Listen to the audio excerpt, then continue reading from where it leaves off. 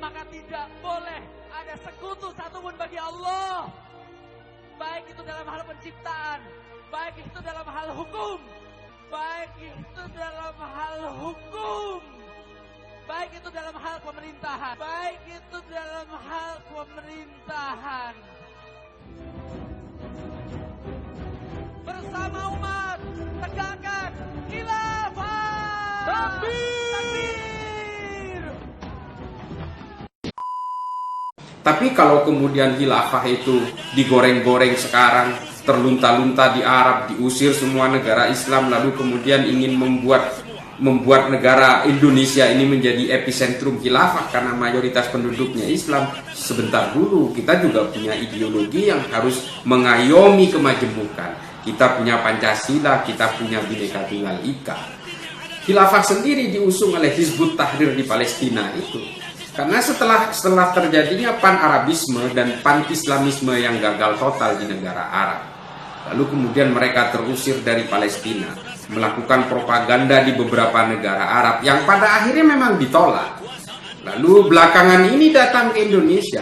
Indonesia juga telat didatangi dan juga telat membubarkan HTI.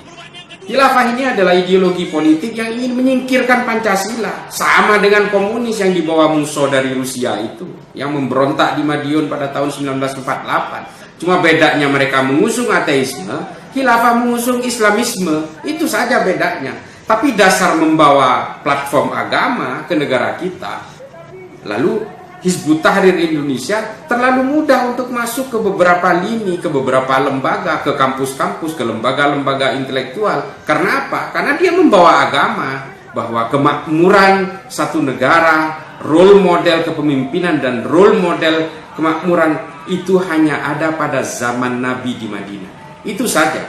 Setelah Nabi wafat, apa yang terjadi? Kembali ke tangan manusia biasa. Sifat-sifat maksum yang dimiliki Nabi, guidance dari Allah yang mengawal langsung kepemimpinan Nabi sudah tidak ada.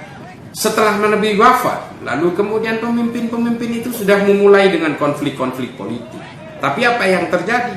Kalau memang khilafah pada zaman itu, tentunya Sayyidina Utsman tidak terbunuh, Sayyidina Ali tidak terbunuh, Sayyidina Umar juga tidak terbunuh. Tidak ada fitnah, tidak ada perang juga sesama muslim dan sebagainya. Ini kita harus jujur kepada sejarah kalau soal khilafah ini.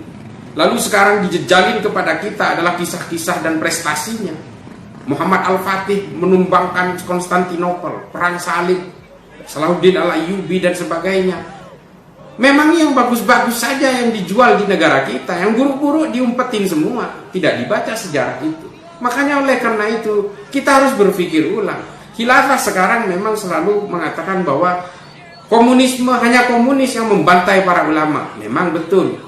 Tapi kita juga harus tahu bahwa khalifah di Cordoba, di Andalusia dan juga di Arab membantai juga para ulama. Di zaman Mu'tazilah pada zaman Bani Abbasiyah membunuh ulama-ulama yang tidak sepaham juga. Lalu di Cordoba juga ulama-ulama 300 ulama dibantai, dibakar, disalib, dibunuh secara massal di Sungai Guadalquivir itu. Gara-gara dituduh mendukung pemberontakan dari Toledo, sesama Islam. Memang belum. Tapi jika sudah tegak nantinya, siapapun yang berbeda pandangan politik pasti juga akan dibunuh-bunuh. Ini ideologi politik. Sayyidina Utsman saja dibunuh kok, Sayyidina Ali juga dibunuh kok atas nama politik. Bagaimana?